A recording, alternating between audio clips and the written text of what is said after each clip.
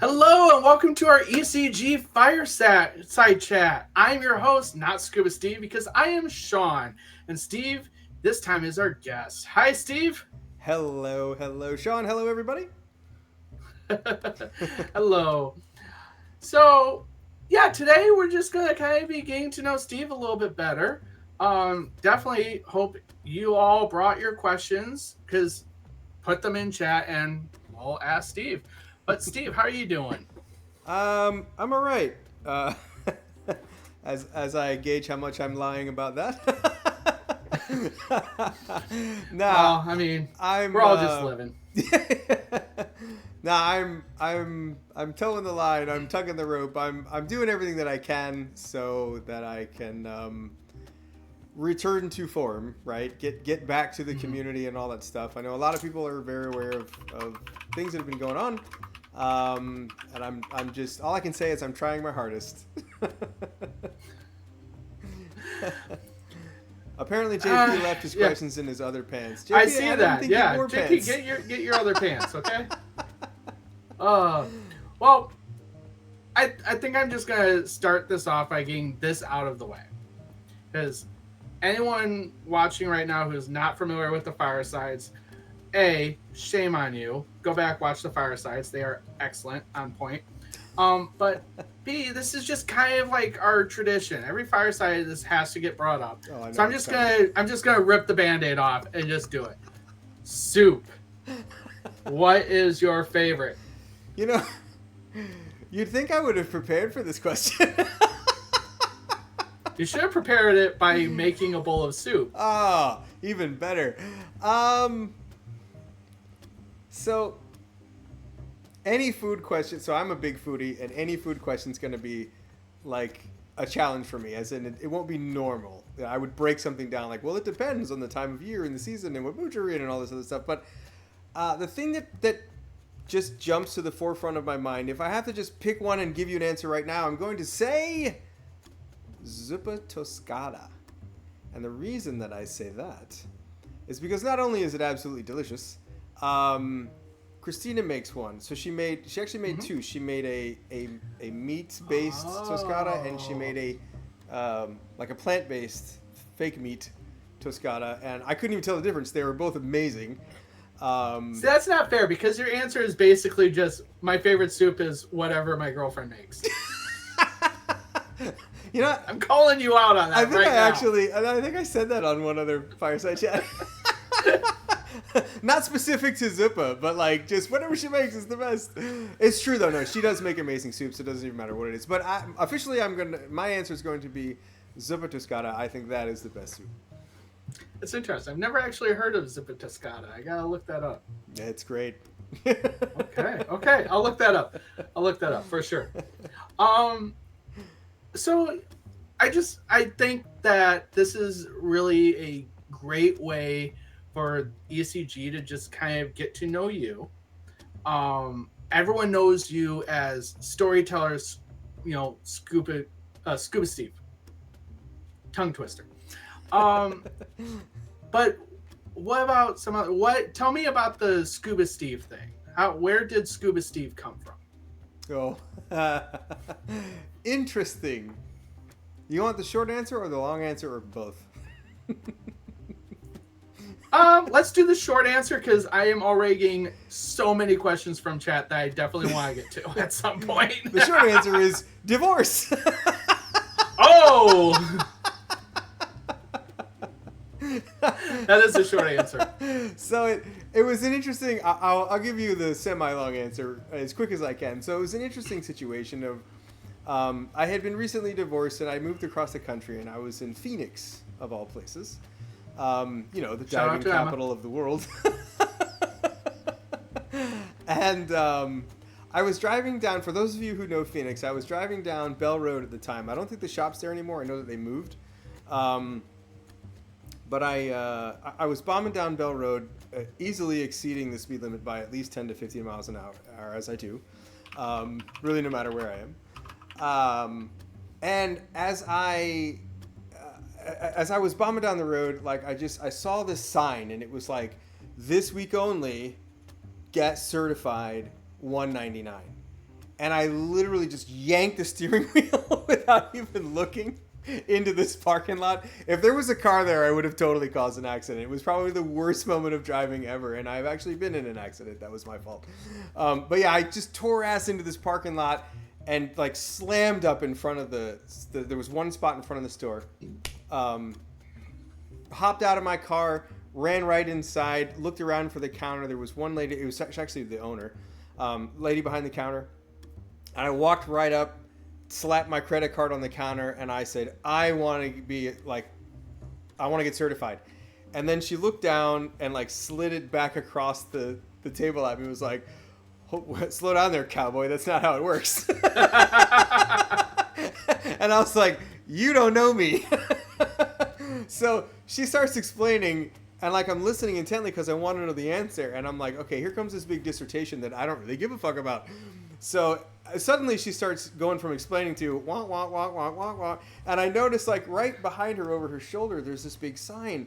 And it has like the career path for diving. It goes up and then sideways. So up is like recreational divers, and then the sideways thing was like for instructors. And I see like open water, advanced, and then like this litany of adventure dive certifications, and then rescue diver, and then master diver. And I said, I want to do that. How do I do that?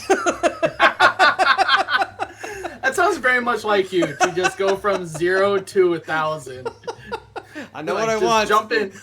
You just jump into the water head first in the deep end. Yes. Literally.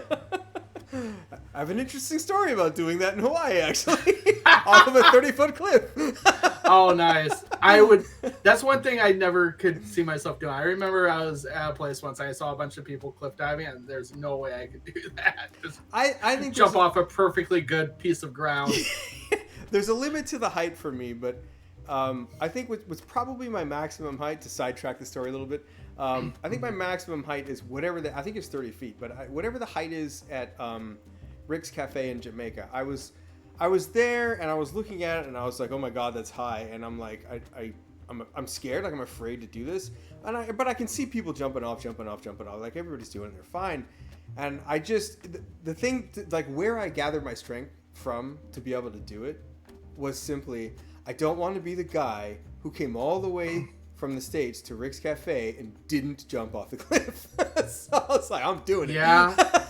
Yeah, don't want to be that one.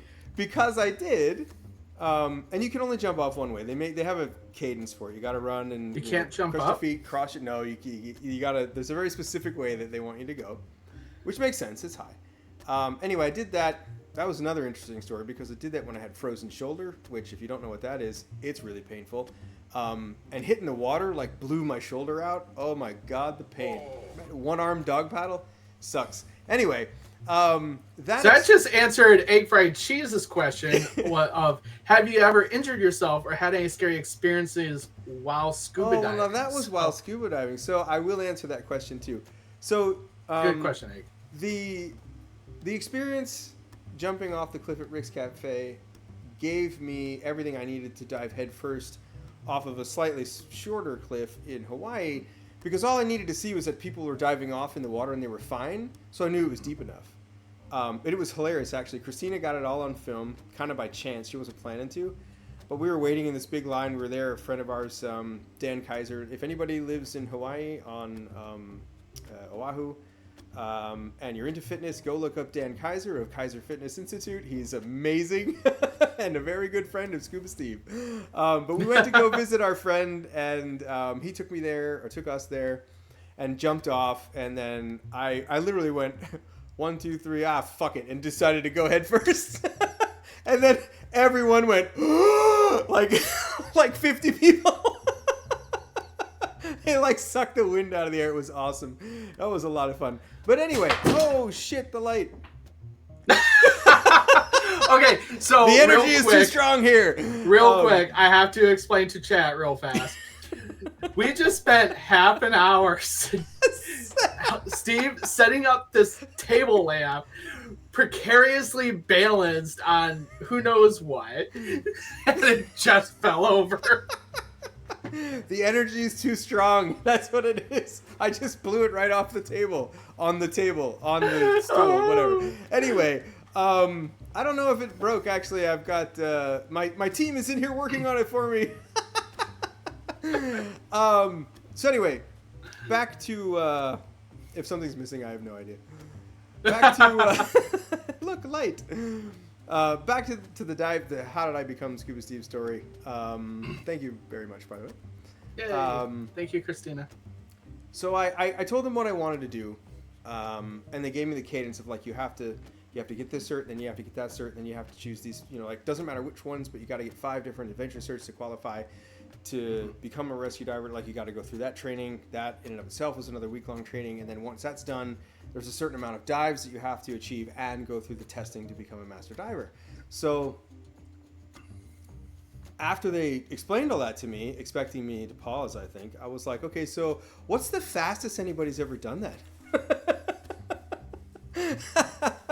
And she's like, well, if you're really aggressive about it, it could take you a year. Like, if you really are serious and committed, like, you could probably get it done in a year. How long do you think it took me to do? Knowing you, probably less than that. 6 months. That sounds like... I was a diving like motherfucker.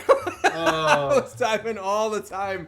Just constantly in Arizona, training, of all places. Well, not the whole time in Arizona. So in the beginning, yes, because there's a lake in the mountains of Arizona, and that's where I started all my initial diving, which was pretty cool because it gave me the opportunity to get a really unique dive certification called altitude diver, because diving there was, if I remember right, at least 1,500 feet above sea level, which requires different oxygen calculations.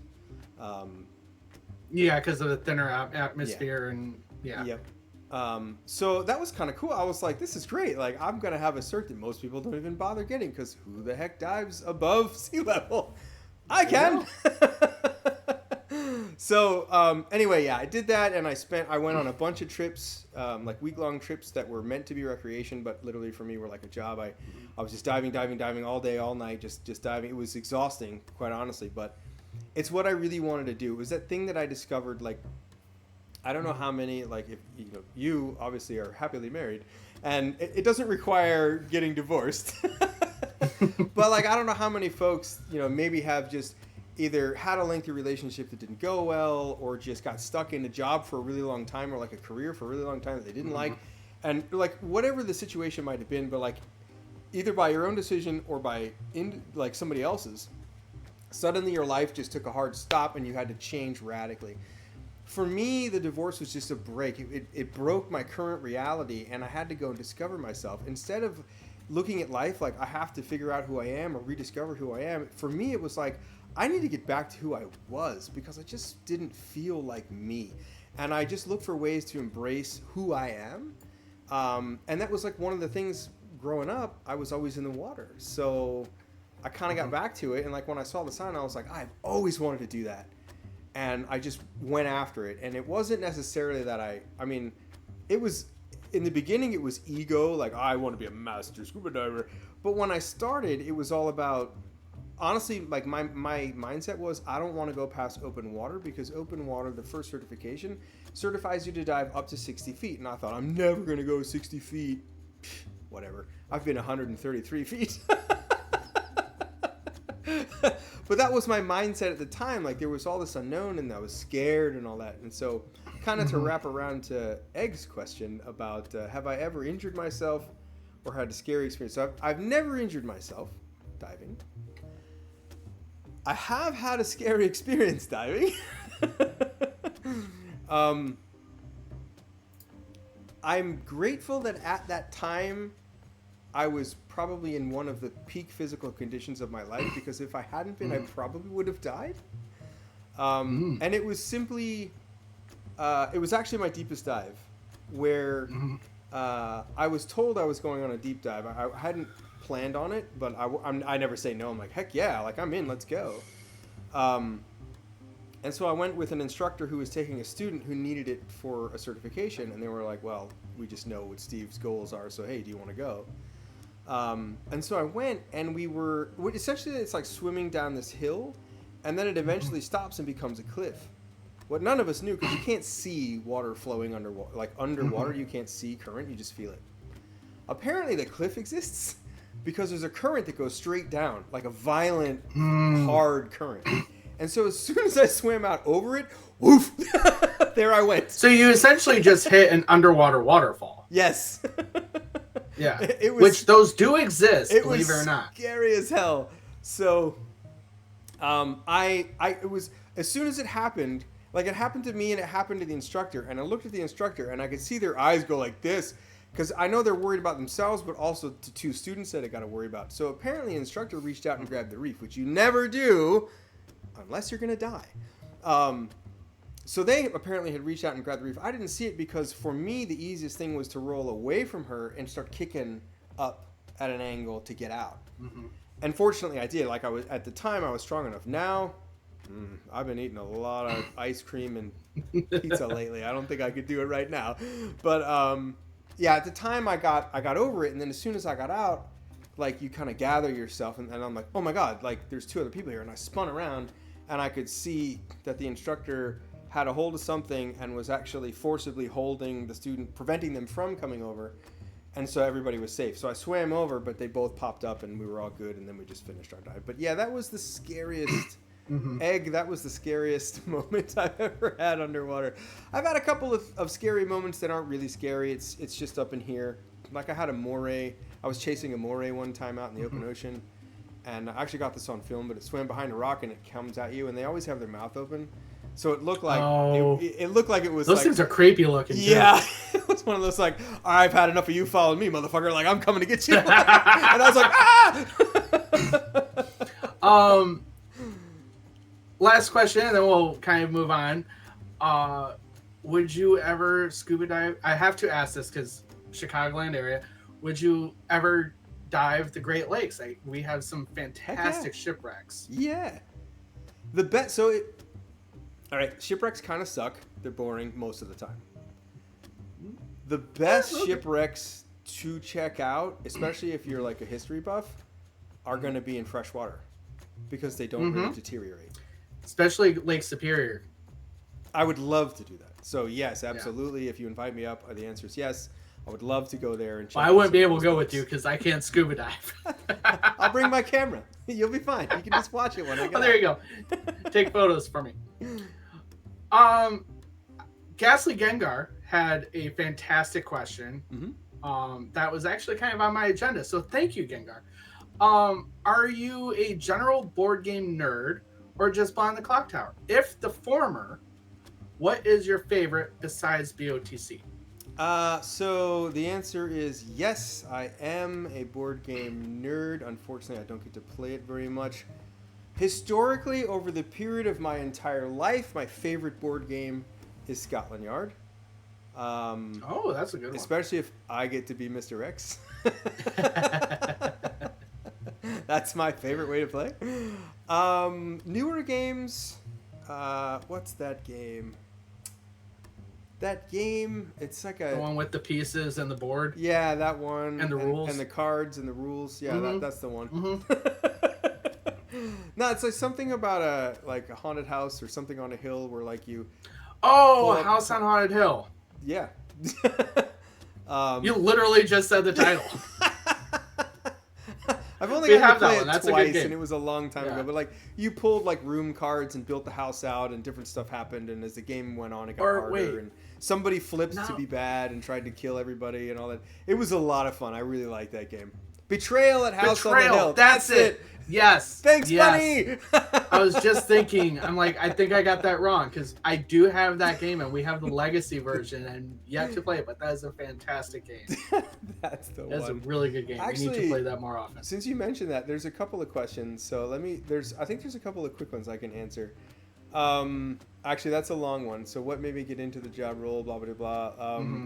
We'll come to that if you guys... I feel like that. Yeah, let's skip back to that one. If you guys want to... Okay, yeah. Do you prefer being good or evil in Beyond the Clocktower? When you're playing, not storytelling. Evil? That is the only correct answer. Come on. Actually, it kind of doesn't matter to me. Like, it's fun. I think it's because... I don't think it's because it's evil. I think it's because... I like having knowledge. So even though you're kind of, you're outnumbered and you're outgunned, which doesn't feel good. It doesn't really matter whether it's demon or minion. Knowing who your team is, right, and being able to coordinate, like, I like that aspect of it. It's tough because the good team doesn't know their team, and it requires a bunch of trust. And sadly, most of the time, I would say I probably am 50-50, like half the time I'm good, half the time I'm evil. I'm so much less trusted when I'm good. It's just not fun. You and me are in the same boat with that. Anytime I'm good, everyone just immediately thinks I'm the demon and nominate me like day 2 or 3, and then yes.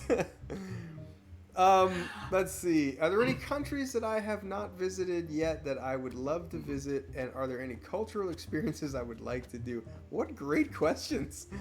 I know, Egg, you're on it. Yeah, Egg, you are hammering it. Okay, are there any countries I've not visited that I would love to visit? Ireland, Australia. Oh, I'd love to go to Ireland. I want to go to, Ireland, the motherland. Top of the morning. Yeah, I'm going to go find me for the gold. And me like a See, we can do that because we're Irish. Yeah, but you know what? So here's a spoiler no one knew, including me, until recently. Steve's Jewish!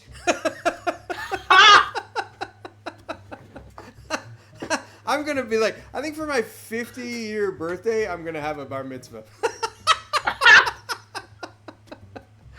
Oh, that'd be great. I was so excited. You do that. If you do that, I'm coming.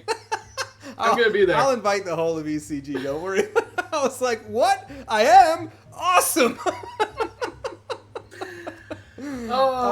Anyway, other half of that question, let's see. Australia's on the list because Great Barrier Reef, hello.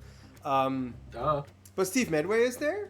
Would love, and Jacko is there, so I would love to get to Australia and see some of the folks. New Zealand is another one, totally because of Lord of the Rings. Like, that's the only reason I would want to go is to see the Shire. Yeah. That's it. But I hear wonderful things about New Zealand. Those are tops on my list. I'm sure that there are places in the Philippines that I would really enjoy, but I've been to some places there, so that's the reason that I know.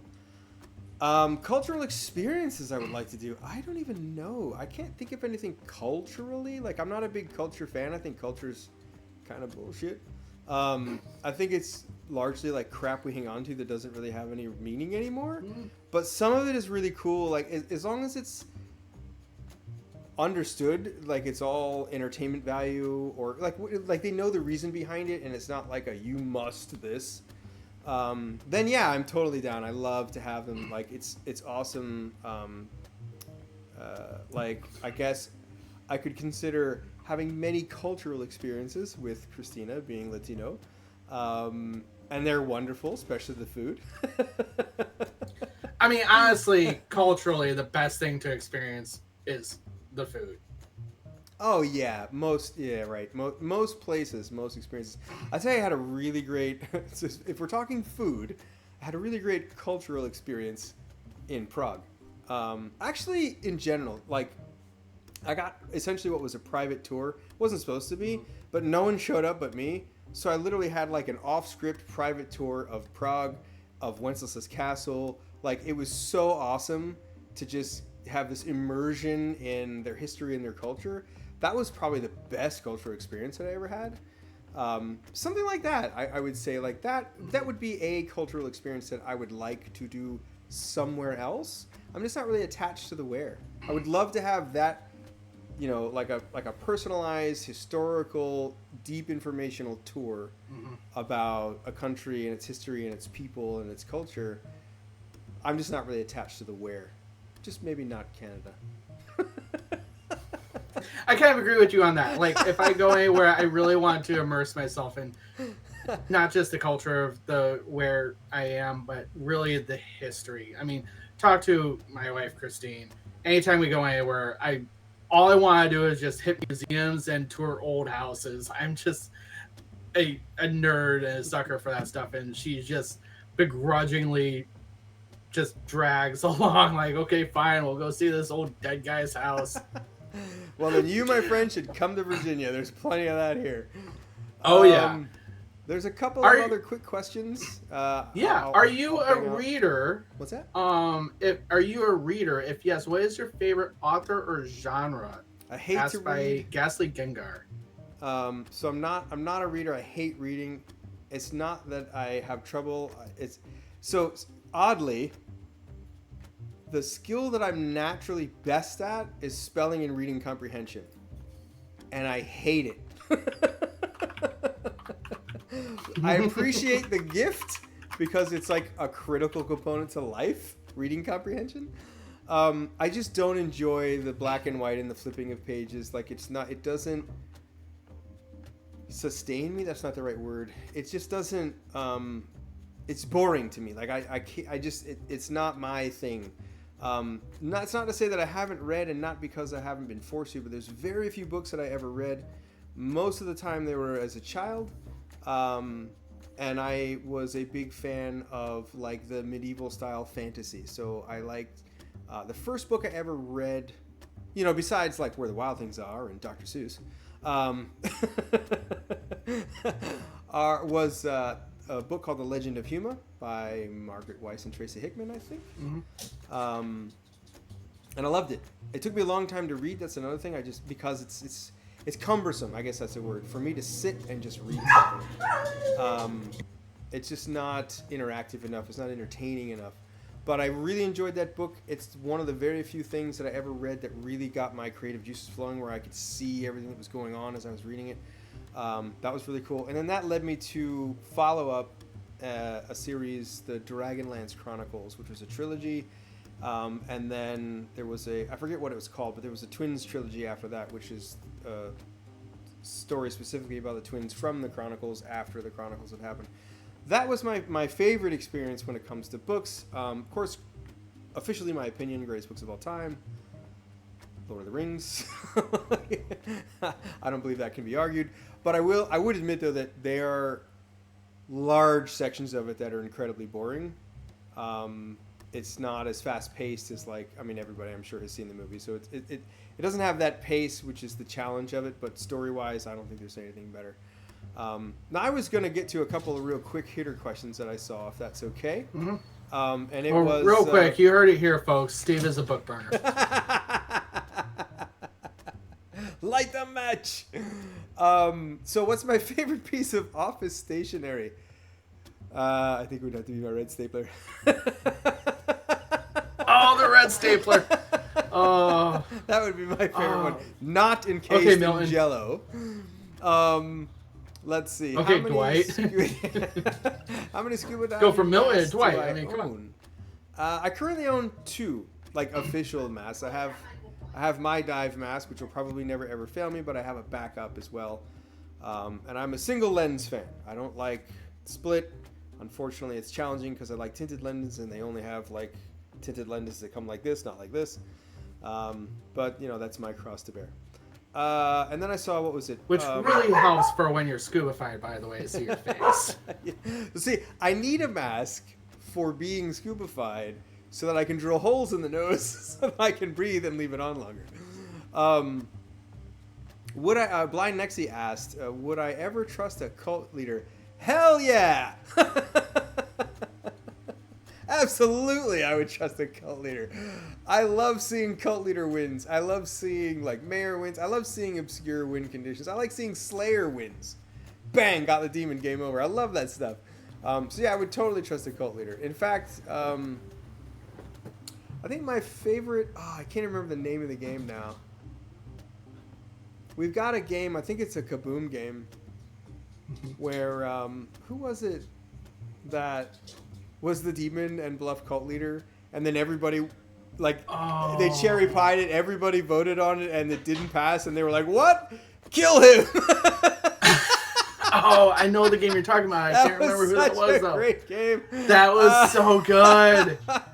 That was so good. That was fun. If you want to catch that game, go check out our Kaboom playlist. Ronin. It was Ronin. Yeah, it was Ronin. That's right, it was.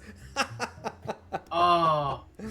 Ronan, we love you. Oh, that was a good game. That was so great. JP wants to know if evil I prefer minion or demon. Ooh, that's tough. I think it depends on the script, actually. I mean, there's some really good minions. Yeah, I'm leaning minion. Because there's some minions that are just not fun, but most of them are really great.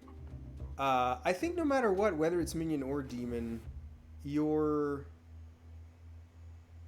really got to coordinate. I mean, there's plenty of times people haven't and it just worked out, but if you can coordinate well, it's great. I've had the most fun in a games winning as evil as a minion,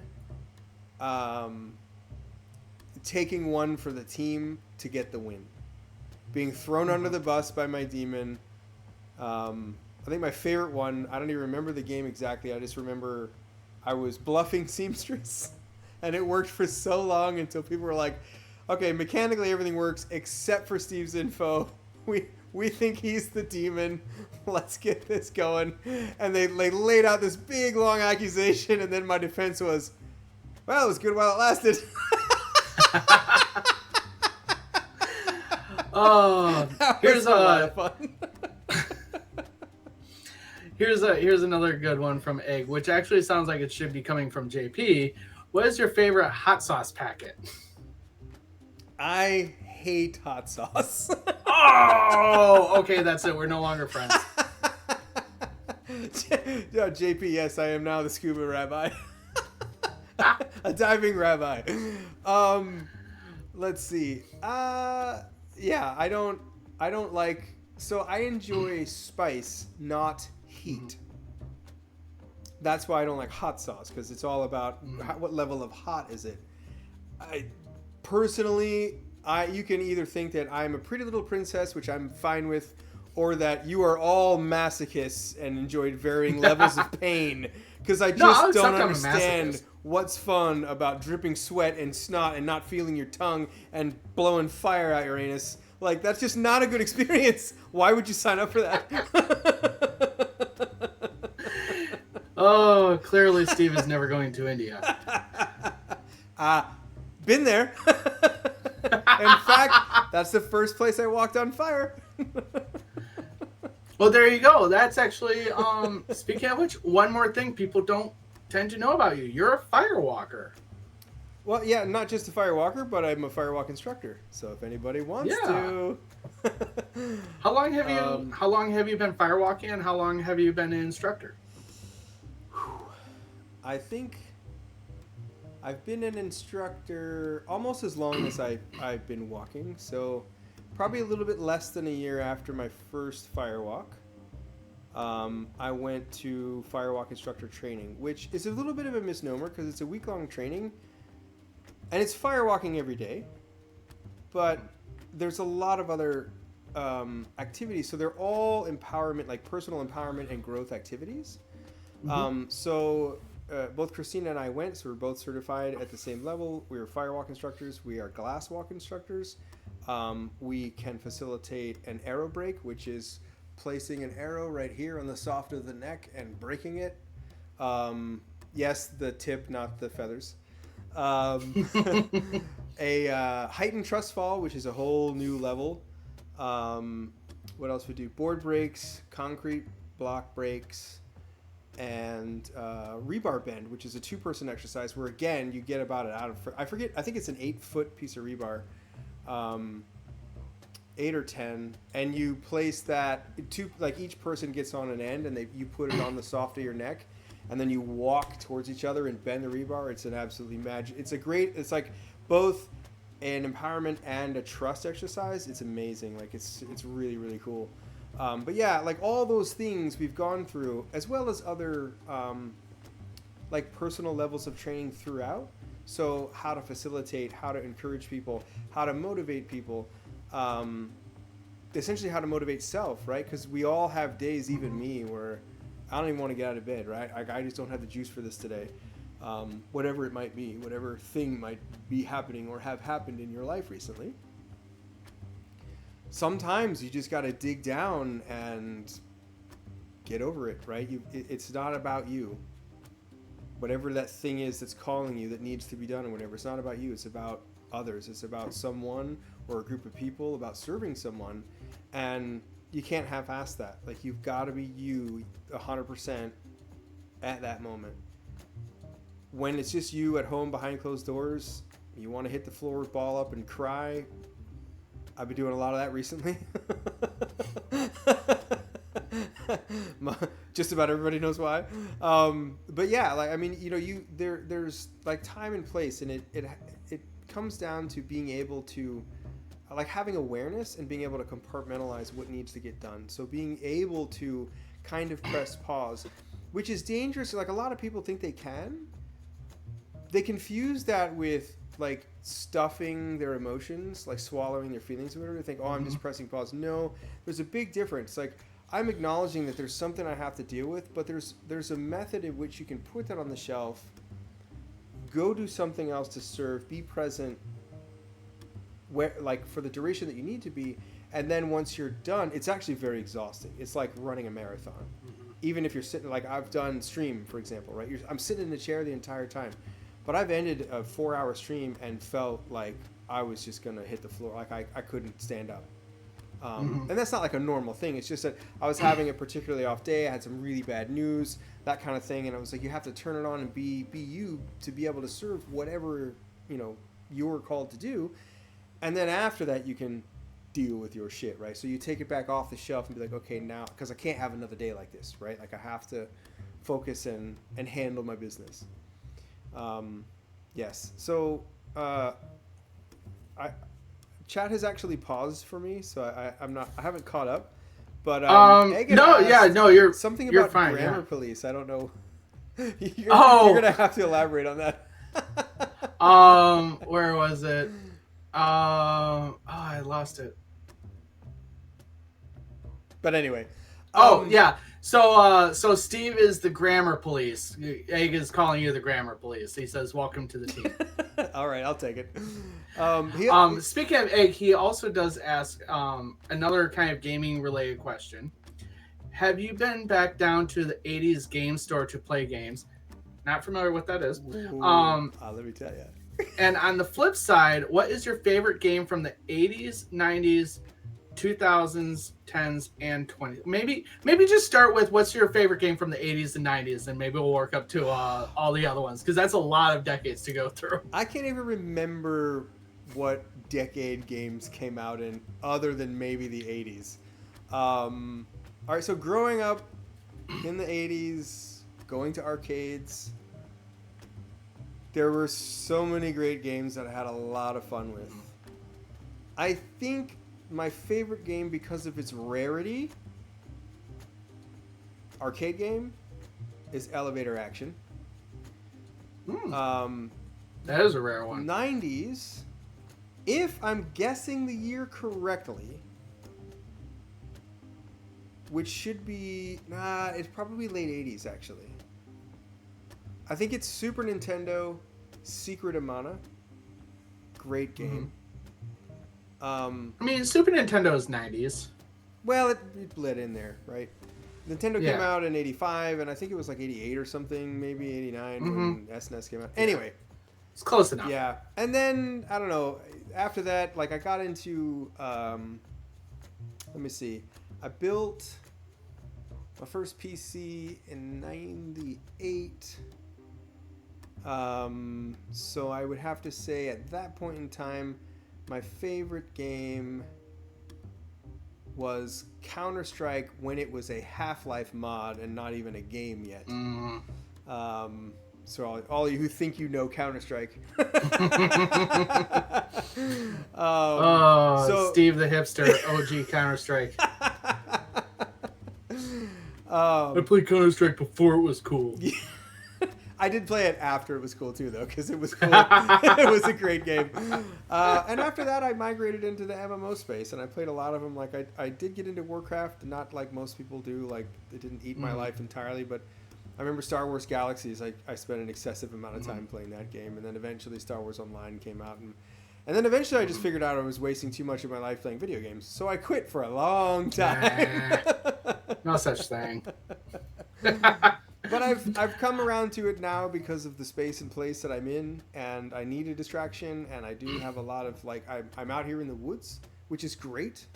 It's really beautiful here, but yeah, sometimes I need something kind of a getaway. So I picked up a couple of games. I picked up what is it, Fallen Order, I think. Yeah, that's Jedi one that Fallen just Order. recently came out. Yep. Yeah, I picked that up. I think once we talked about Red Dead Redemption 2, so I have it. I haven't played it, but it's on my list of things to do. So yeah, I hope that answers That's a good one. Oh, have I been back down to the 80s games, sort of play games? No, I've not been back yet. And to answer your question, Sean, I'm planning on holding some sort of ECG event. It will be in Fredericksburg, Virginia. Oh, okay. There is a store. It's a really lovely 80s cafe. Most significantly, they've got an arcade space that's got about 40-something stand-up arcades, about a dozen or so pinball machines. They have Burger Time and Qbert. Oh, I think Christine's ears just popped up with Burger Time. That's her favorite. My other two. Burger Time was my favorite for a long, long time. But like I said, because of the rarity, Burger Time's challenging to find, but Elevator Action's like the hardest game to find. And I think that's the reason why it would go on my list as a favorite. Otherwise, it would have been Burger Time. And they just renovated a space in the back for rent. So I've been speaking with the owner about renting the space out and scheduling like an ECG night to where we could come in, have a game of Clocktower. It's a room with like glass wall, glass door, so it's like perfect size to run a Clocktower circle in.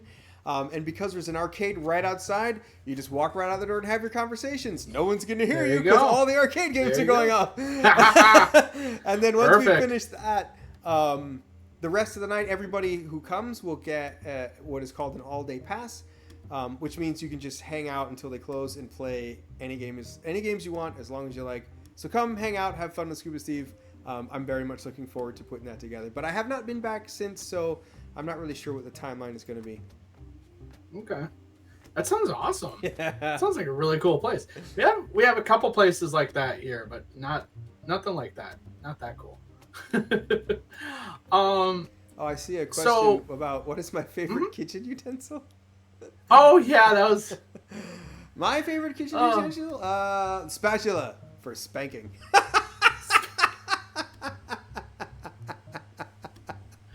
Oh my gosh.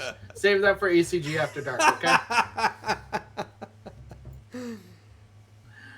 So, something I do kind of want to bring up, because I don't know if it's something that people are really aware of, but we're coming up to our ECG 1 year, aren't we? Oh my god. I think it's exactly 10 days away. As of when we're having this conversation. Yeah. Yes. So at the time of this recording,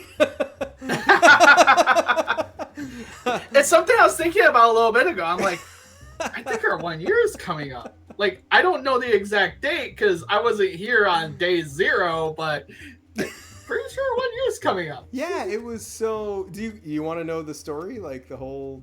Yeah, that's what I'm getting to. What started ECG?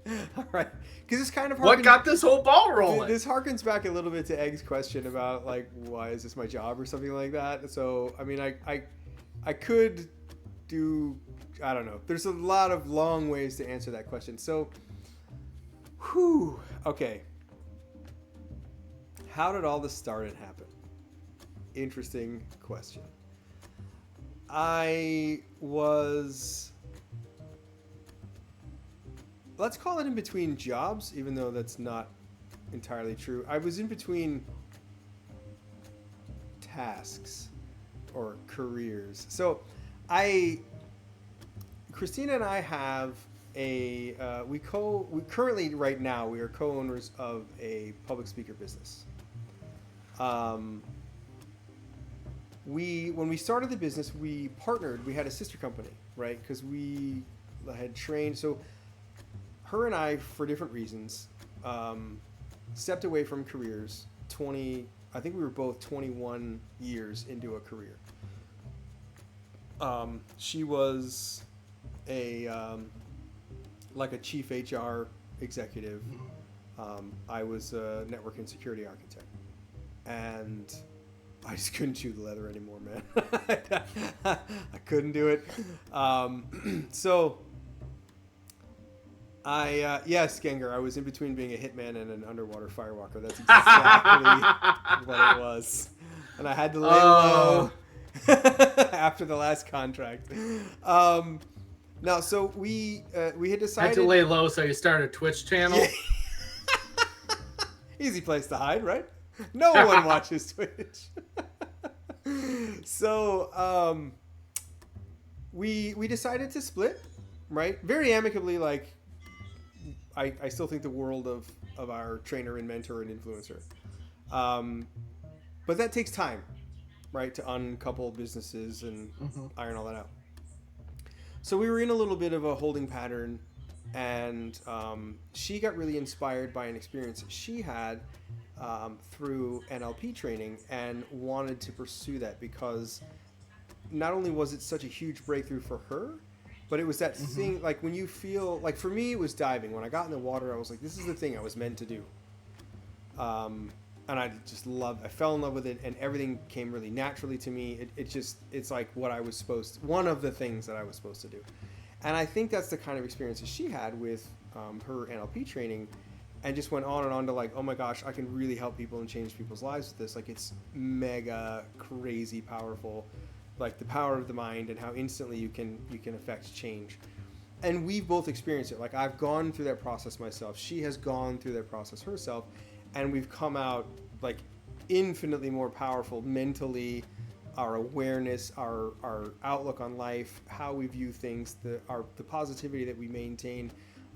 It's all results of this either experience or training, or investing in whatever that particular exercise might be. So during that time, she starts pursuing that.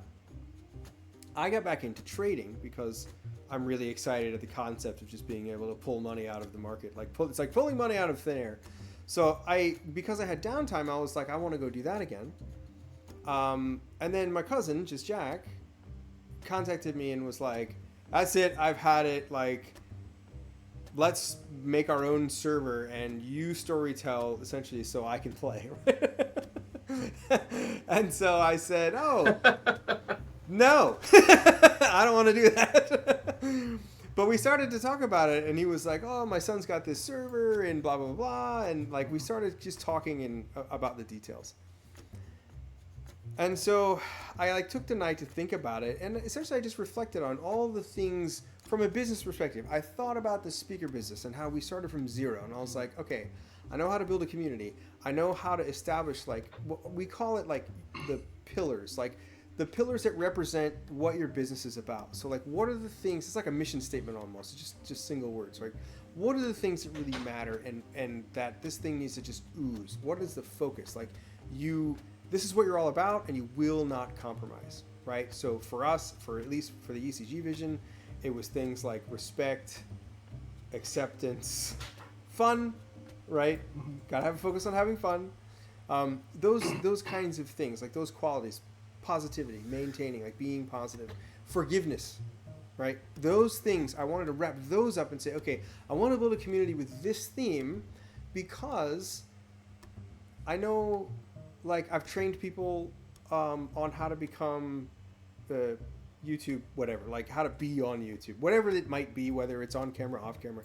I've trained people how to speak on stage. I've trained people how to run webinars. I've trained people how to speak like a one-on-one training thing, or small room trainings. Like I've gone through all those things, and so I was like, well, I can take all this knowledge, marketing, advertising, all the stuff that I know, and like, what's the void? Like, who does this serve, right? If I'm going to do this, who does this help? Like, what's the target audience? How do I find the person that's meant for this place?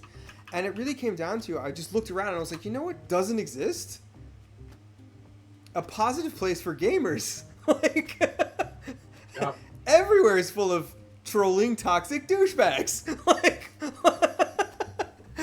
and nobody wants to plug into anything. And a lot of people don't want to get involved in something because they're afraid of that. Because, quite frankly, the masses, a lot of people have a lot of fear. They won't acknowledge, but there's a lot of fear of judgment. There's a lot of fear of just like criticism in general, acceptance. Add on top of that people that may be naturally introverted or maybe have become introverted. There was a time in my life that I was an introvert. I know you don't believe me. Same. But I was, as a kid, I was naturally extroverted. But through a lot of that, you know, pain and torment and bullying and all these kinds of things, I became an introvert out of fear. Not knowing it. It wasn't a conscious thing like I've decided to be this way. But like people, you know, beat you into submission without you really realizing it. And it was it wasn't until I had that experience that someone carried me through like a personal empowerment exercise. And then I pursued that even further to where I was able to shed all that baggage and get back to being me again. And once I got there, inevitably it just paid forward into building this because I want there to be a place for people. My goal, thank you, Ghastly Ganger, by the way. I saw that fantastic mission statement. It is, but my goal isn't like community for Steve, right? I'm very aware that I won't last forever. I am trying to figure out how do I create this thing that will take on a life of its own so that when I'm not here anymore, whoever I hand it to, or whether it just naturally gets absorbed by the people, it will never change. It will always be the place that introverts can go, people who have difficulty speaking or being accepted, people with a lot of social anxieties can come and start to get through that to live a more like open, fun, and fulfilling life, even if it's just through Discord or the app we play the game through or any other game, right? I mean, we've got RPG games, we've got Alice is Missing going on, we've got tabletop, BGA, like there's all kinds of stuff that happens in ECG. We're just getting attention because of what we do on Clocktower.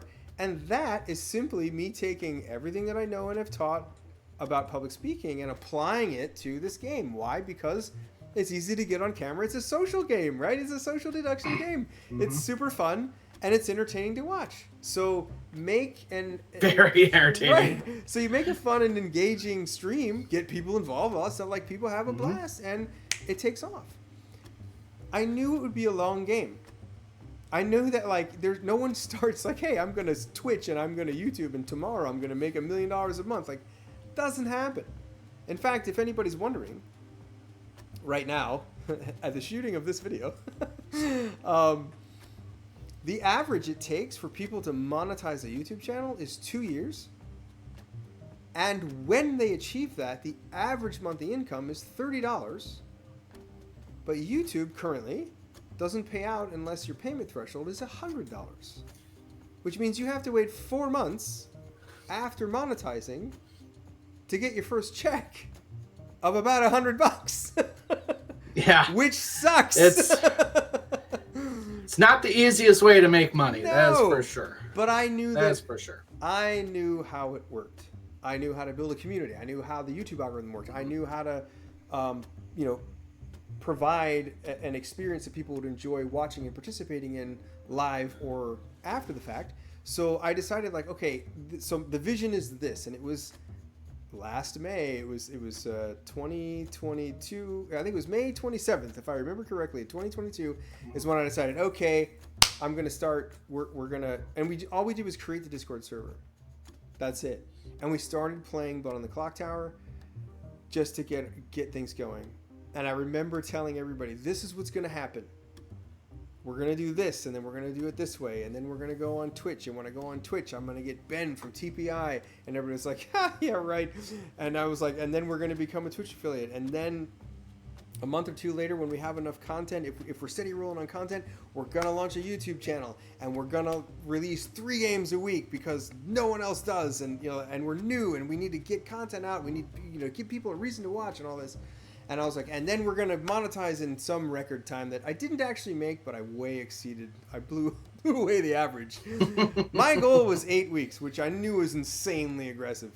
I haven't done the math. Let me think. 1, 2, 3, 4, almost less than 5 months it took. But if I remember right, it was 143 days from the day we launched, which I chose my birthday. Easy way to remember it. That's what I thought. Happy birthday, by the way, in 10 days. Happy birthday, JP, as well. So yeah, I chose my birthday as the day to launch the YouTube channel. 143 days later, it monetized. And that's not to say like, oh, yeah, we're rolling in money. We're not. But we reached the milestone a lot quicker, so it gives us the ability to build, right? And it's the same thing with Twitch, right? Twitch is a lot more interactive of an experience, and I do miss it deeply. I've been away for quite a while.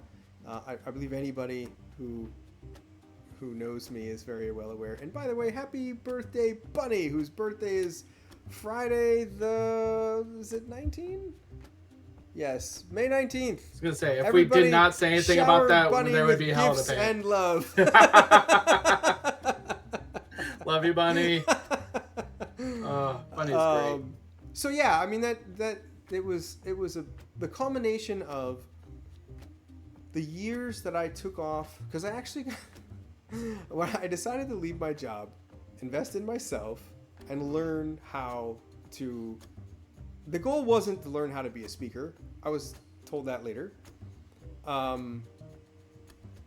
it was like top to bottom, learn how do entrepreneurs do their thing? Like, how does business work? The way to the success that I want is never going to be working for someone else. And it's really difficult to step away from when you have a highly in-demand skill that pays very, very well.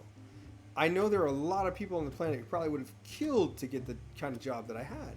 And I literally walked away from it because I wanted more. I wanted more for my life, and I wanted to be able to do more and contribute more. I've always known that I was bigger than the place that I was in. And like either no one else around me knew it or no one else around me cared. And I was like, well, nothing's going to happen if I don't make it happen.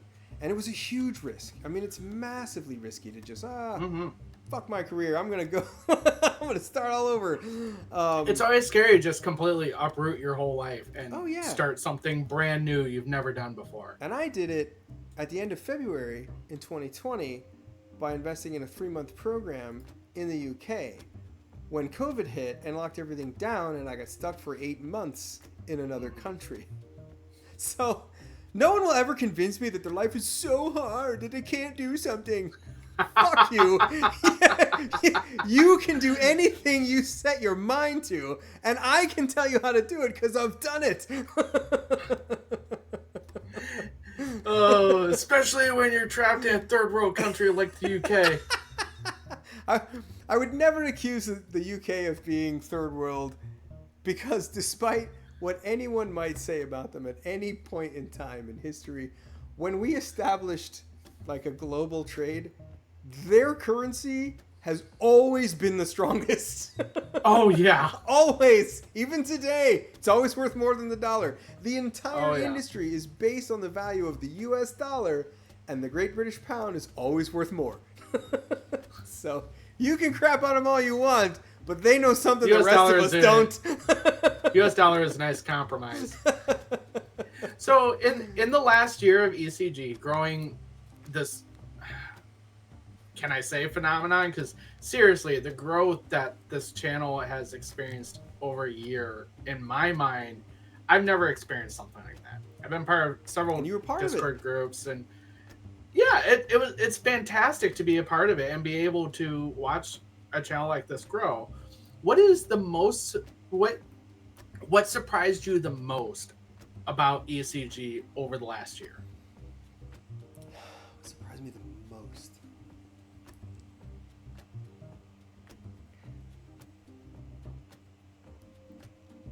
The circumstances that forced me away.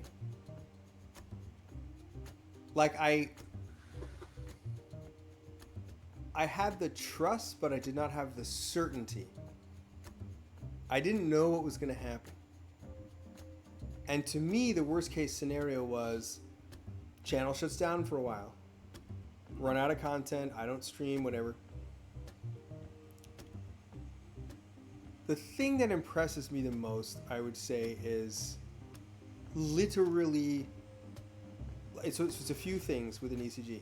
The entire mod team is phenomenal. Some people could look at this like an ego could fire off and be like, I'm such a great judge of character. Right? Or probably you reality just got really lucky. Is so for people who like really know me, I'm a big energy guy, and I fully subscribe to you attract what you are. And this is why the level of trust. And so some people in the community, whether they've been around a long time or whether they join like that same day, there's certain people that I can just tell energetically are a match for me right away. Mm-hmm. And I just like, they're like best friends that I've known my whole life. And so it's a lot easier to communicate with those people. It's a lot easier to trust those people. And the thing that's really blown me away the most is just the way the mods have managed the community and the way the community has handled itself. I've heard zero complaints while I've been away. Even like every once in a while I keep my eye on the server. I've seen no tickets. I've seen no one complaining about someone like general douchebaggery or anything like that. I continue to hear these glowing reviews of how great an experience was, particularly new player nights, which was the thing that I was the most sensitive about. Because I had a cadence, like every new player night, I would recite the reminder of why we do what we do. Because it makes sense in the subconscious. I'm also planting seeds, right? Behavioral seeds to ensure... build that foundation of what ECG is and what you want it to be. And so that people coming in, because I know it's going to be a natural question, besides on top of that natural skepticism, right? People are going to want to know, like, well, what kind of community is this really? And if your first experience is new player night, and with me, I set the tone right away. You're like, okay, got it. And I'm just blown away at how the community runs itself and how well the mods do run and stream, organizing everything. I know Bunny's here, and because we mentioned the birthday, and I've seen I've seen the chat, but like Bunny's one of those, like, on the back end is amazing. So much of the ideas and the reasons, what we do, why we do it, when we do it, a lot of that's Bunny. You've got Milk and Emma kind of as the face, like while I'm gone, they're running the streams and all that stuff. But then all of the people that we have on stream, right? All the Twitchers, right? All of them, like everybody just, it's like this community galvanized and just marched on forward.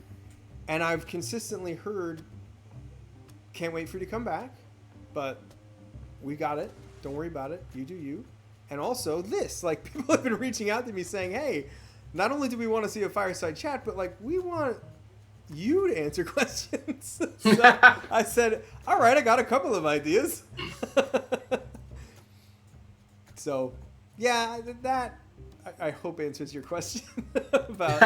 No, that definitely answered my question. And I definitely want to shout out to Jules, Christine, Sabanite, Bunny, Emma, Milk, Samantha. I hope Samantha. Yep. Hope I'm not forgetting anyone. Absolute fantastic rock stars, just helping out with everything. And they're crushing it. And even like new folks, right? Like Neko came out of nowhere to me. I mean, she could have been a rock star in some other community. I don't know. But yeah, like Neko was out of left field. So shout out to you too, Neko, if you're watching. I mean, props to you, just coming in and taking on storytelling. That takes guts. That's ballsy. Like coming in, stepping up, and doing, like, towing the ECG line, right? Not doing what Steve wants you to do, right? Not anything related to me. With a focus on the community. That's the thing that matters. And so when people do that, I'm happy to, you can stand on my head. Like, I will elevate you as much as I can if that's your goal, right? And whatever your kung fu is. Because I know this because of conversations that I've had. A lot of people feel like somehow they have to be like me or qualified or have the same skills that I do. No, you don't. Somebody even asked me, they were like, man, someday I wish I could storytell. I want to be able to storytell. Today's someday. What's your problem? Oh, I've never done it before. So, do you think I just came out of the womb like, all right, let's run some Clocktower? No, it doesn't work that way. The greatest, like think about greatest guitar players, greatest piano players, whatever. How did they get that way? They didn't just pick it up and start shredding. They practice, right? It's the same thing for me. There was a time that I sucked at storytelling. But you guys just got to keep going through. And that's... You got to start somewhere. Right, and that's why... So, like, I noticed this... I was actually inspired by Ben. Not for the reason that you think.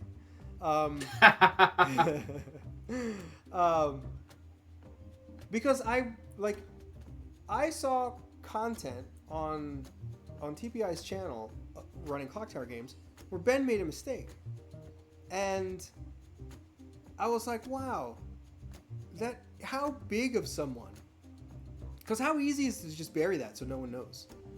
And they only see you being a rock star at the game. No. I found that really inspiring. Like, that's what gravitated me, like, energetically and on a friendship level to Ben. Everybody's a fan of Ben because Ben's awesome. He's great at what he does. But deeper than that, I was like, I like this guy. There's a reason. Like, I really appreciate that. That's how I am. And so we've got a few games out there where I've made mistakes, and I do it because of that conversation of like, oh, I wish someday. Why? What are you waiting for? Like, I will help you. ECG has created, like, Thursday nights are dedicated to this. If you want to learn how to do something, not only are you given an opportunity to do it with players who understand that you're new and you're learning, but you're also probably going to have a veteran with you helping you along the way. So, like, it was the best thing I could come up with at the time. If there's a way to make it better, I'm all ears. We've got a suggestion channel for that. ECG is a fantastic place for everyone. I mean, I don't want this to become very preachy, but veteran, intermediate, new, whoever you are to the game, we have a place for you. You're veteran to the game. You've played, done 30,000 flight hours, and you want to try storytelling. Awesome, have the place for that. If you played a few games, but you're still trying to get feel for who you are as a player, got a place for you there as well. And if you're absolutely never ever played a social deduction game before in your life, don't even know what a tabletop game is, we got a place for you as well.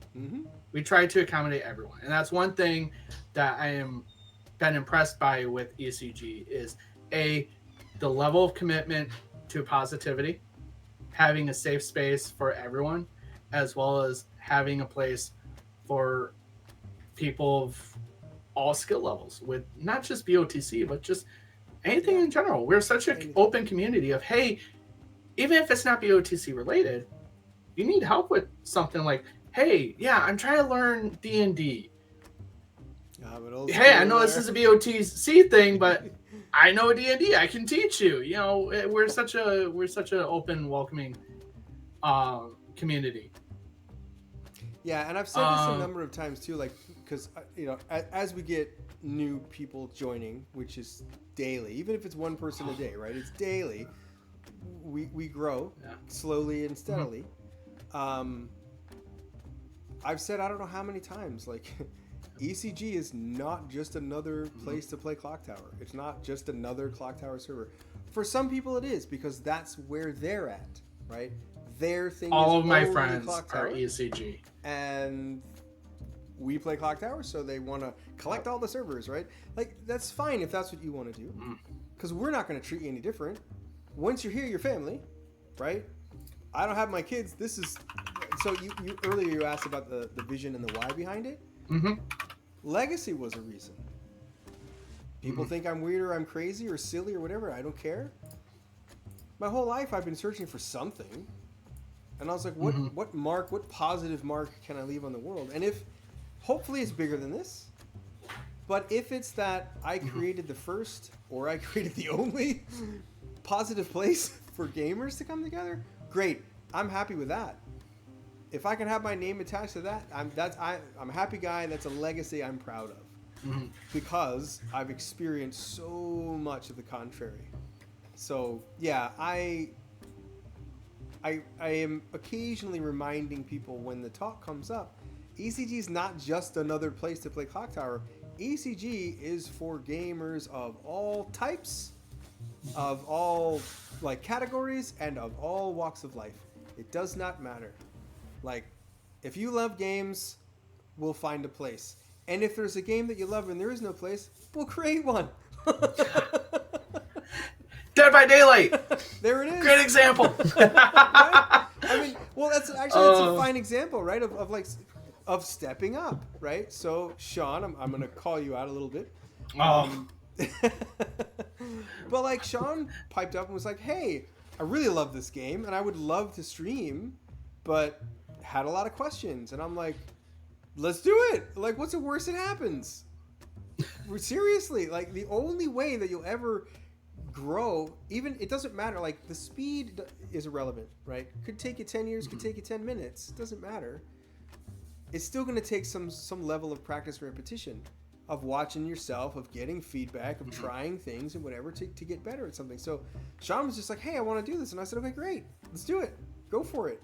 Like, let's work together, figure it out, and make this happen." Now, Sean, pretty much every Friday, I know some Fridays you take off, you got a life.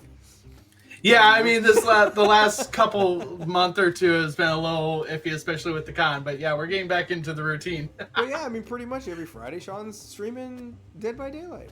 I had somebody reach out to me.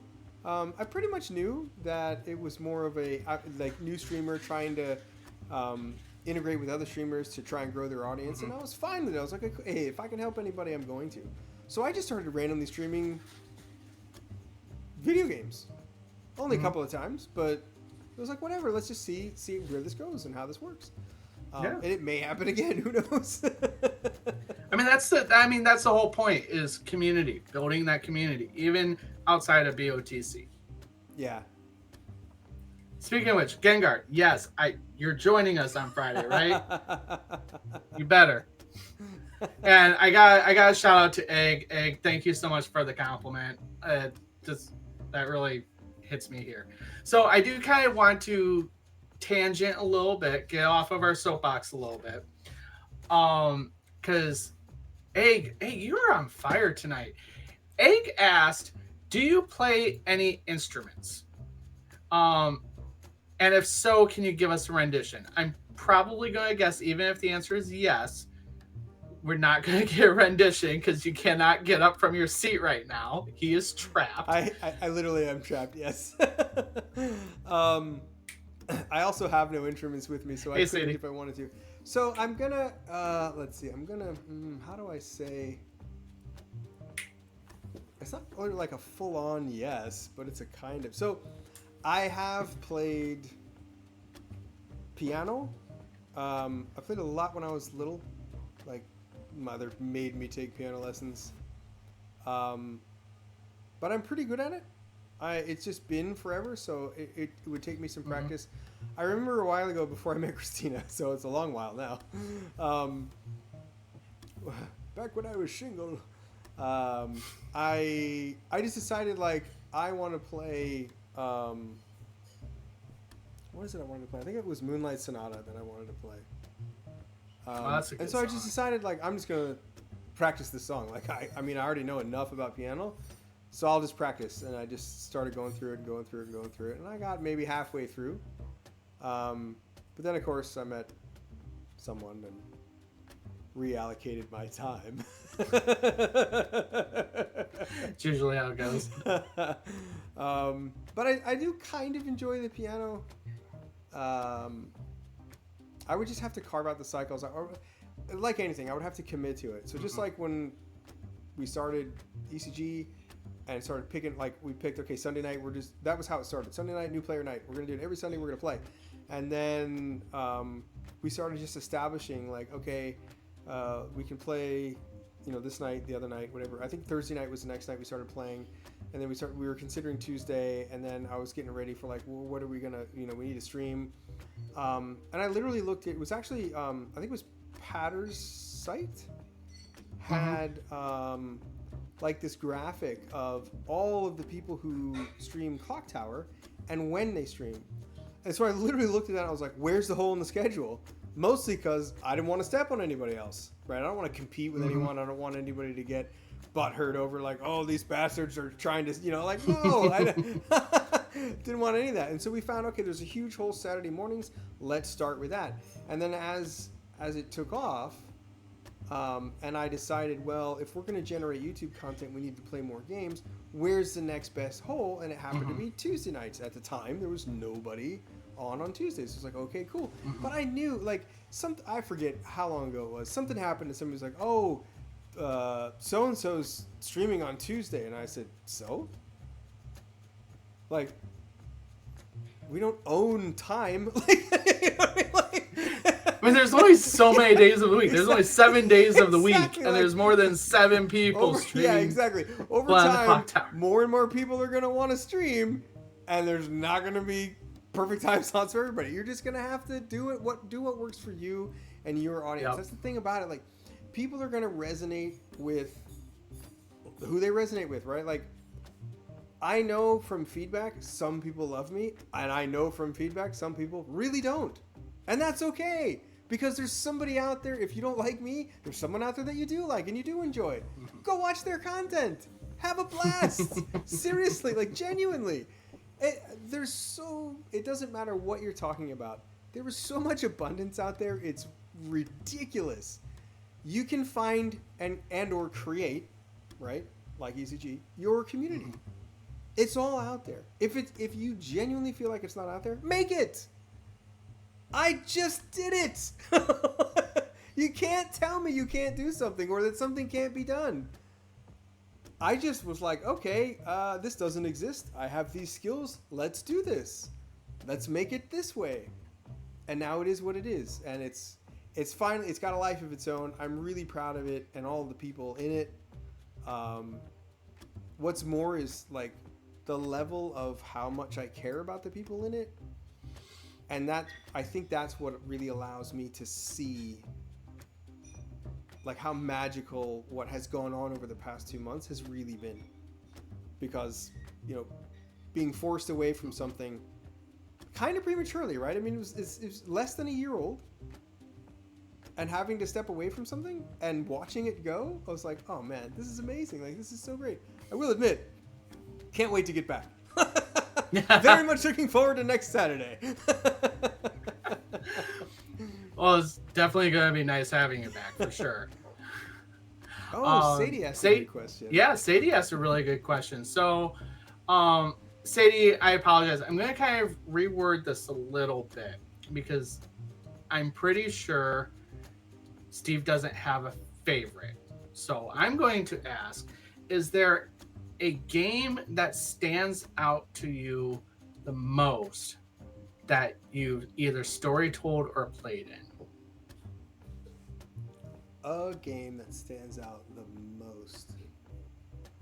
I don't know if this is the answer or just because we talked about it and that put it on my mind, but that poor Kaboom game where Ronan was the demon and bluffed cult leader and everyone voted on the cult and then they killed him for it. That was so poetic. That was epic. That was good. Actually, so another one that I liked a lot. Well, I'll give you some insight onto this one. One of my favorite games, I think it's the first custom script we ever released on YouTube. Mm-hmm. The game called One Fish, Two Fish, Catfish, You Fish. I love the Catfish script. Period. Mm-hmm. Love that. Great script.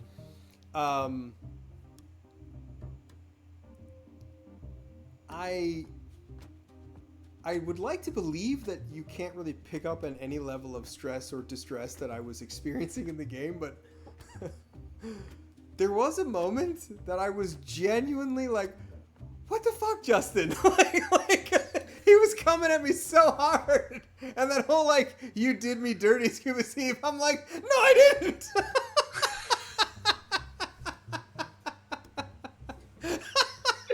But like emotionally, he zapped me that game. And that doesn't happen very often to me. But I was like, bro, like, I would never do that to you.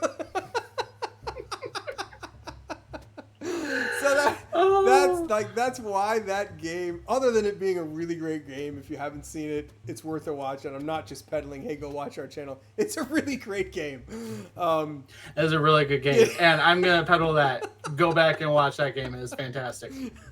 That's one of the best ones. Recently we released what was it? It was one of the Mayor games. I think it was the second Mayor game. I think it's called Mayor Hunting, if I remember right. It was so beautiful. I think it was Andy, maybe, was like a rock star innkeeper that game. But the funny part was the first day, Hungry was the psychopath, didn't pay attention to the script. Psychopath killed, I think it was Yumi, who was the tinker. Yeah, sorry, JP. That one didn't work out so well for you. It's not about you, though. But then that night, Luxray was the preacher. And he preached Hungry, the psychopath. So I woke him up and told him that he was at a captivating sermon. So he was like, oh, dang it. I wasn't paying attention. Like, that whole thing went on. And then the innkeeper protected the preacher.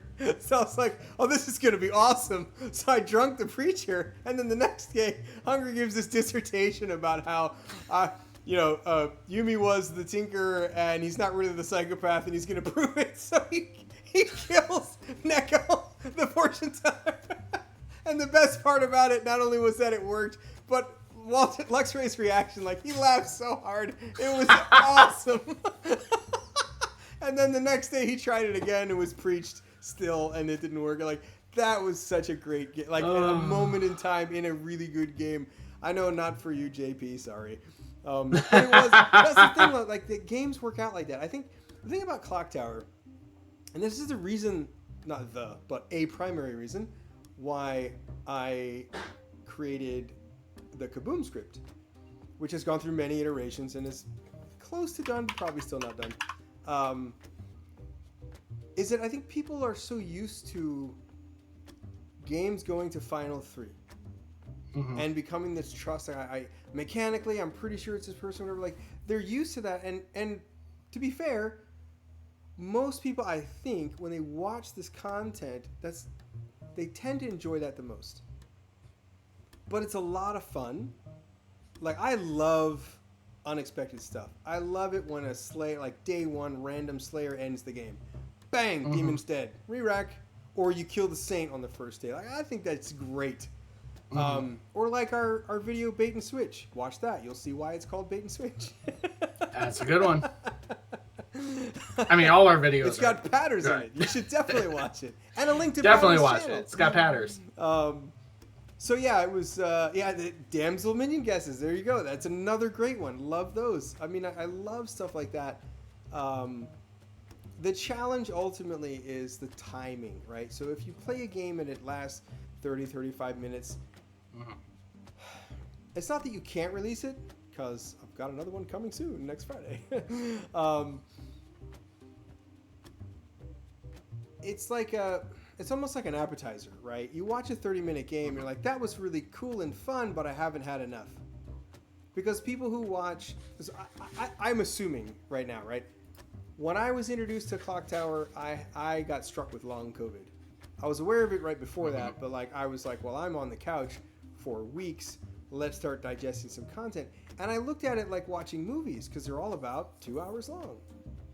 So that was like my perception or perspective of, if I'm going to watch a game, it's just like watching a movie. I'm going to sit down and I'm going to watch this. So I sort of, like, personally, I was setting this level of expectation for entertainment. So if I saw, like, when I saw the first Boom Dandy script on TPI and it was like 19 minutes long, I went, I know what happens here, but I can't wait to see it. I mean, sometimes you need those short palate cleansers too, you know? Right, and that's exactly what Kaboom is meant to be, because I noticed one thing. Well, sorry. So personally, for Kaboom, I just wanted to see the sheer entertainment value of, let's only put in roles that either kill or end the game immediately. That's it.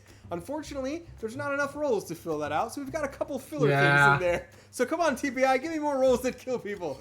But that was the spirit of it initially. And it was meant to be, because of that, it was meant to be faster than the fastest BMR could be, right?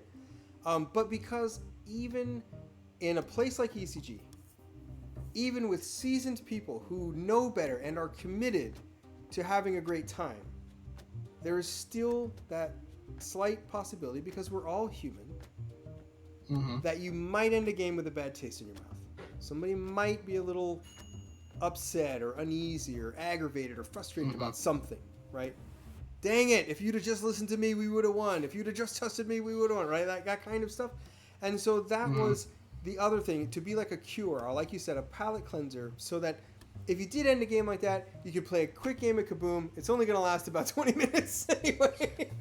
And it's going to be absolutely crazy and hilarious, and everyone's going to laugh and have a great time, and it's not going to matter who's going to win, which is the ultimate spirit of what we try to achieve at ECG whenever you play Clocktower, is it doesn't really matter who wins. Yes, you should try to win the game.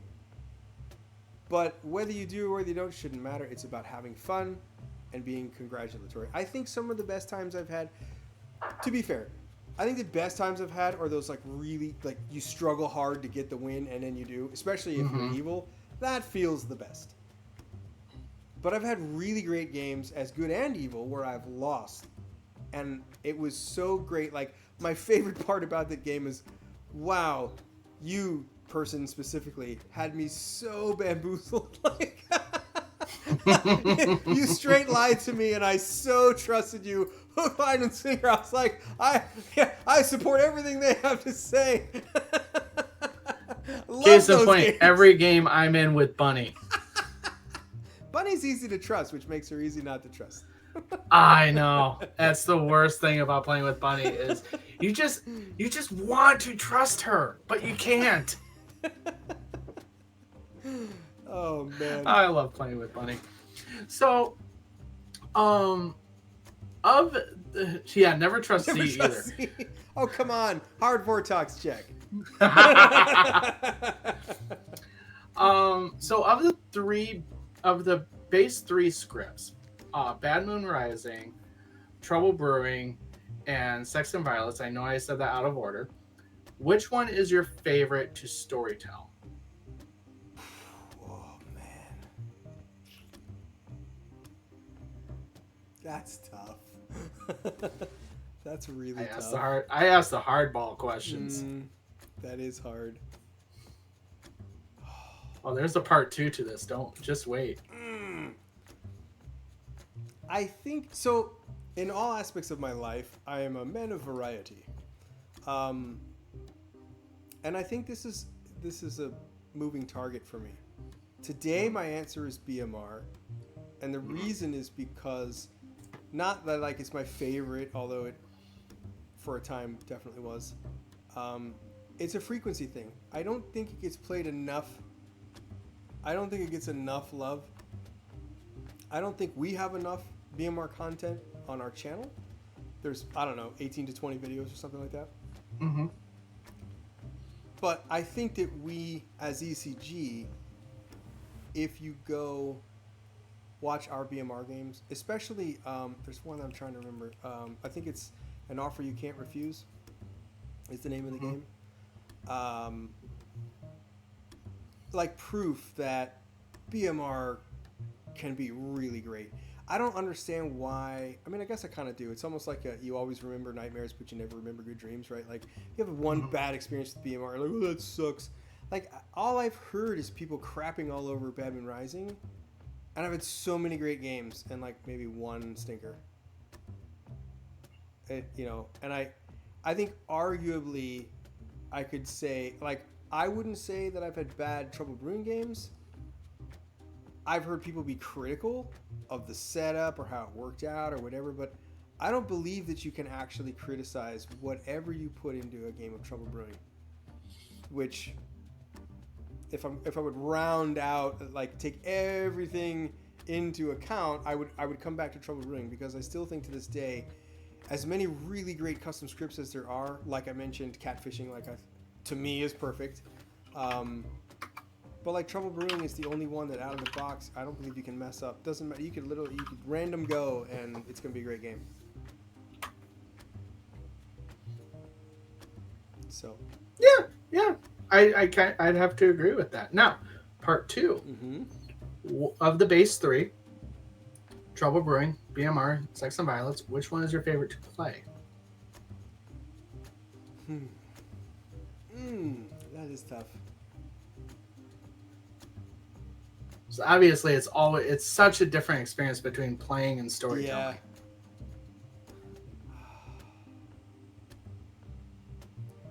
Generically, I'm gonna say Trouble Brewing. Conditionally, I'll say Sex and Violence. The thing about the like S&V and BMR is there's so much more variation with them because they're multi-demon scripts. Whereas Trouble Brewing is a single demon script, and it's one of the best demons, right? Because you've got a high potential for a catch-all minion in the Scarlet Woman, and you've got an ejection seat if you're really feeling the heat, and you can star pass. Like, it's a great game to be evil. Like, there's so many ways that you can socially charge someone or bluff a certain way in TB, whereas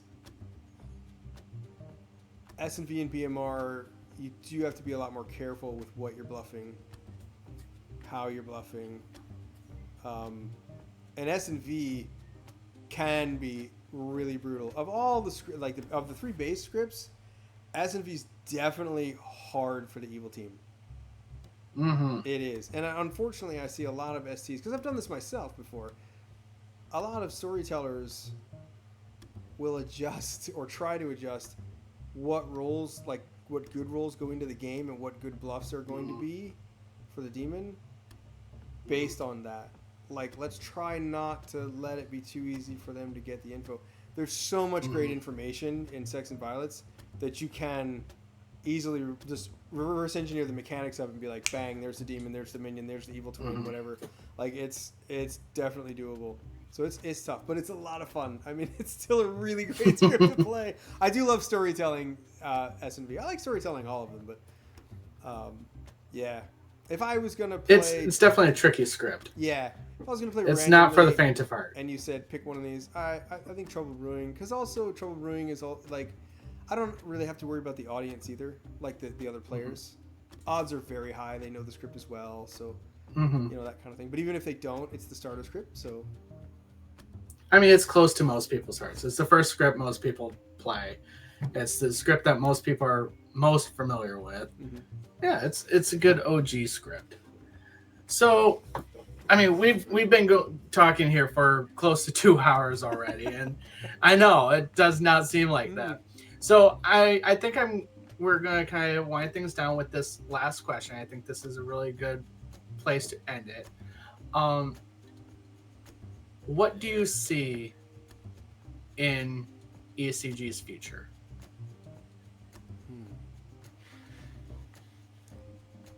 Events.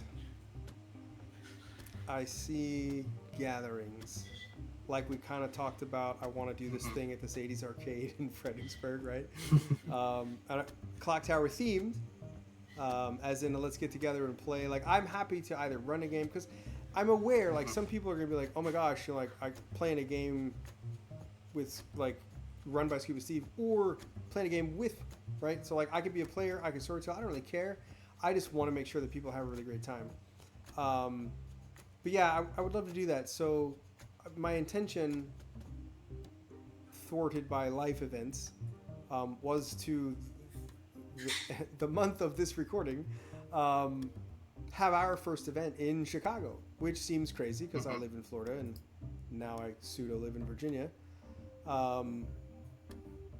But it laid right out for us. Like, it made so much sense. Like, okay, we can have this kind of event and we can do these kinds of things. And we got so close to it. Life happened. Like a derail of just magnanimous proportion that I cannot avoid. So it may happen, right? We may pick it back up and go do that. or we may like just take this downtime to use as inspiration to come up with other things. Like I said, not too far away from me, about 25, 30 minutes, I could facilitate something here where I'm at. So, also happen to be surrounded by quite a bit of land where I am. So I'm certain we could do some fun outdoor clock towery sort of things here, or whatever else. I mean, if there's any other kind of game, get together, whatever. I could make something happen there, or we could run an event like an actual event style, where we all congregate at a like an event center or a hotel or whatever, just some place. Just depends on what it is, right? So I mean, we've got what appears to be annually, because I don't know if you guys know, but Clocktower Con 2024 has been released. So I mean, it looks like that's going to be an annual thing, which is awesome. So fantastic. Stuff like that, right? So I mean, we don't have to throw a full-on con. That's being done. But like ECG events, specific things focused on providing a unique experience that you can't get anywhere else. So that's the first thing to figure out. And an experience that helps the individual grow, whatever that means for them. So it might be personally, right? It may be a personal growth thing, an empowerment experience or exercise that you have or that you go through that you can take forward and apply in your own life. Or it could just simply be something like you meet like the con, right? You meet some really amazing people. Some you already know. Like I couldn't believe, I bumped into Malachon. I was like, oh my God, Malachon! Which is fun for me because I know other people are like, oh my God, Scuba Steve! So it was so much fun to run into folks that you know, or like of, but you've never seen, right? You never met, and you're like, oh my God, like there's, like I said, there's this energetic connection that you have with some folks. And so being able to provide that kind of experience or opportunity for people to be able to expand their own circles and make connections and make new friends and hopefully lifelong friends, that kind of thing. Or maybe even meet people in your area, right? Who knows? Yeah. But yeah, that's the thing I would like to see in ECG's future. And it doesn't have to be me, right? That's the thing about it. If I can build a template for it, or if I can put enough energy out, ideas out there to promote and motivate other people to take that kind of an action, I'll support it in any way that I can. But I would love to see that happen. It would be so cool. Oh, definitely. Totally. ECG has just really become such a fantastic online community to be able to kind of see that branch out into the real world and being able to get to meet each other and do events with each other in real life would just be fantastic. Yeah. I think that's a good goal. So, oh my gosh. These questions you guys have been asking this whole night have been fantastic. I wish we were able to get through all of them. By all means, keep the conversation going in Discord. Join our Discord if you're not already. If you're new to ECG, join it. Get to know us. Play with us. It's a fantastic game, fantastic community. But yeah, keep these questions going in the Discord, and I'm sure Steve will answer them in Discord as well. Steve, thank you so much for this, taking the time to sit down and just, letting everyone get to know a little bit more about you. We all see you as Storyteller Steve, as Scuba Steve. Now I feel like we've gotten to know you a little bit as, the real Steve. This guy? I know. No, I know what you're saying, and I did this because literally people have reached out and asked me for this. Like, there's things that we want to know, and there's questions we want to have answered. So I committed to this. I committed not just to doing it, but doing it at multiple friendly times. So I will tell you all now, whether you're watching this live or whether you're watching it back later on a VOD or on YouTube, there will be a second episode with a new guest interviewer that you all know and love, a bearded friend of mine, hint, hint. It's definitely going to be exciting. Check it out. So With that, I would like to thank all of you who have showed up to ask questions and participate in chat. Thank the entire ECG community for being so amazing. Thank you, Sean, for volunteering to pick this up, because obviously I can't sit here and interview myself. And for what you do for the community, for the Dead by Daylight stream. And again, I do want to shout out to the mod team that ECG has, as well as the staff and the storytellers, everybody who makes up the structure of East Coast Gamers. They've all been with us for a while. They've all really stepped up. They all care very much. So if you are part of ECG and you align with any of them, please feel free to reach out to them. If for some reason you don't want to reach out to me, I mean, I always make myself available, but I do understand. I might not be everybody's favorite flavor. So if it's not me, it's Bunny. If it's not Bunny, it's Milk. If it's not Milk, it's Emma. If it's not Emma, it's Jules. If it's not Jules, it's Sabanite. If it's not Sabanite, it's Samantha. If it's not Samantha, it's Christine. And I might be forgetting, but I'm kind of running out of juice here. So yeah, we've got a lot. There's just so many names. Yeah, there's so, you've got such a great team available to support you. If you're new, if you're old, doesn't really matter. And if it's something that you want to actually plug into, we're growing all the time, so we've got space for that too. Awesome. Well, thank you all. Again, join, subscribe, like, follow, all those great things. Click the doobly-doos, whatever. Until next time. Bye for now, everybody.